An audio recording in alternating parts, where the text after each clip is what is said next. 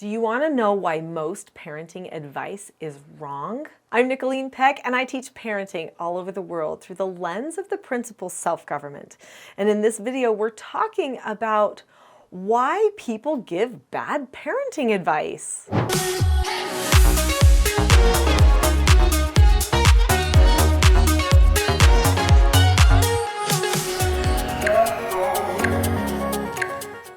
In this video, I'm going to share with you a story from my personal life about when I got some bad parenting advice, and actually when my mom got some bad parenting advice too.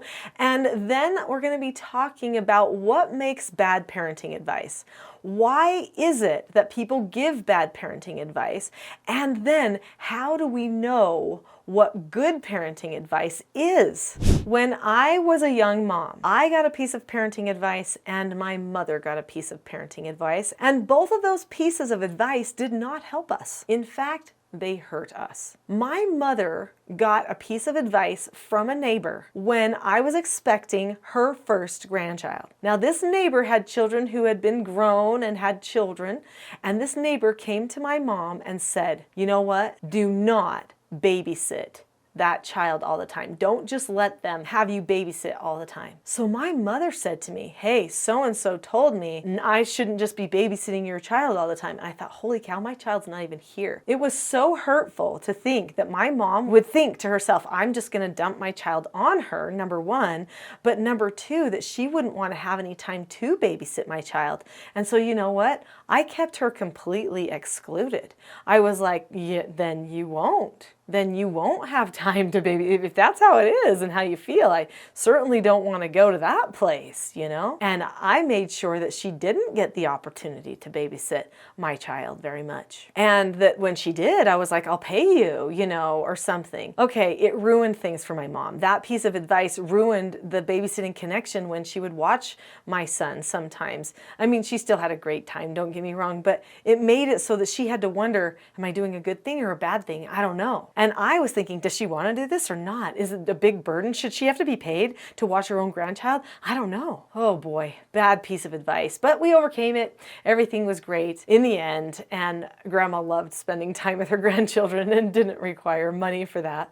But I got a piece of bad advice too. I have my first baby. I'm coming back to the office after being gone for a short time.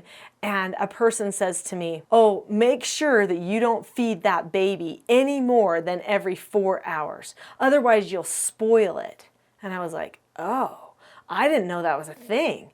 I didn't know you should only put him on a track for 4 hours. Oh no, I don't want to ruin my baby. So I started making my baby wait for this long period of time. The baby was horrible and cross, and I noticed that I didn't feel good about the bond, and the baby didn't seem to feel good about the bond either at that time. And then someone said to me, when they're tiny like that, when they're hungry, you just feed them. There's no time there. And I was like, oh. In fact, it was a nurse that told me that, and I was so glad that she said that. Bad advice. Now let's look at these two pieces of bad advice. What makes them bad advice? Now, you know, on this channel, if you're subscribed to this channel, you know that everything here is about me giving you advice and helping you do better in your parenting, helping you overcome hurdles that you might be facing. So how can I make a video about advice when I'm giving advice? What if some of my advice is bad? Well, you'll have to decide that for yourself. I'm not going to just declare that I've never given bad advice, because who knows? I might have. But I do have a certain gauge for my advice. When I hand out advice for people, I am actually looking at principle instead of emotion. Many people, when they give advice to somebody else, they are giving an emotional experience to somebody else instead of saying, wait a minute, what's a truth? Now, when somebody shares an emotional experience, sometimes it could center on a truth, but many times it ends up going back to selfishness, how a person felt, what they processed at the time. And so many times parenting advice comes from a very selfish place. Let's look at the neighbor neighbor that advised my mother. She was tired of tending her grandchildren. She felt like people had dumped the grandchildren on her. She felt like that her children weren't being responsible. She was disappointed in that. That was her experience. She felt very walked on, so she felt very selfish. And so she was trying to help my mother by helping my mother develop the selfishness that she had already developed through all of those years before my mother even started becoming a grandmother. That was not helpful for my mother. It wasn't helpful for our relationship for sure. Now, what about the person that told me to only feed my baby every 4 hours, otherwise the baby would get spoiled? What is she really saying? She's saying that she thinks that taking care of the baby's needs would spoil the baby, even when the baby is a newborn. She has some false information there, but she's also saying that it's easier on the mom if the mom only has to feed the baby every 4 hours. Oh yeah, true. Talk about waking up in the night and everything else. Way easier, for sure. And everybody always wants to make life easier on the mother, right? And this woman, this mother, was telling me that's how she made life easier for herself. But again, it was all about her, what she emotionally experienced and how she felt like she made life easier for her. It wasn't anything about the child. It was only about her, really, and what she wanted. Most parenting advice stems from a selfish root or an emotional root. So what makes good advice then?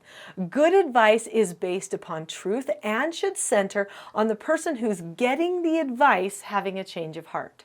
So when I teach self-government, I tell people self-government is about having a change of heart. And it starts with the parent having a change in their own heart. In fact, oftentimes on my weekly support group, that's right, people ask me questions every single week on a call. I take time to answer many, many questions. I am not shy about saying this is going to hurt just a little bit. So I'm not trying to please anyone. I say, this is going to hurt just a little bit. You need to stop thinking of yourself with this. Or could it be that you are not noticing what needs to change in you and that you're only noticing what needs to change in somebody else? That maybe you're even rationalizing your own actions and judging theirs? Could that be possible? And then people say, oh, Nicholeen, I'm so glad I heard that. I needed to hear that. Something hits them as true. They know that they're being selfish and that they're processing things through a lens that's not based on truth. It's just an emotional lens. Now in our world, people say, well, whatever you feel is true. That's not true. And so I'm willing to expose that and say, no, you could feel some things because they are true. You could feel other things because of what you ate for dinner. You could feel other things just because you want to feel a certain way. There's many reasons that we feel things. Let's get to the real root of it. Hopefully good parenting advice is genuine. It's not selfish, and it's going to make you take a hard look at yourself instead of just at the children. So often we want to change the children and not have to change ourselves. That's not possible. If we want our children to have a change of heart, we have to have a change of heart too. Now maybe you're wondering, how is this actually possible, Nicholeen? How can you help your children have a change of heart and have a change of heart yourself? Well, I have a video that goes into a great overview of the program that I teach. I have a Teaching Self-Government Parenting program, and there is a video on this channel. It's a full-length class, and it's called The Not-So-Known Secret for Parenting Success. There's even a free gift in that class to help you get started. So I highly recommend going to that class next. Learn some of the skills and principles of self-government so that you can start analyzing things through a truthful lens, a heart-changing lens. Then you will find the answers that you're looking for, and you'll start advising yourself from a place of truth, because that's the sad thing. We actually all advise ourselves too, and sometimes we even give ourselves bad advice. Click on that video now. I'll see you there.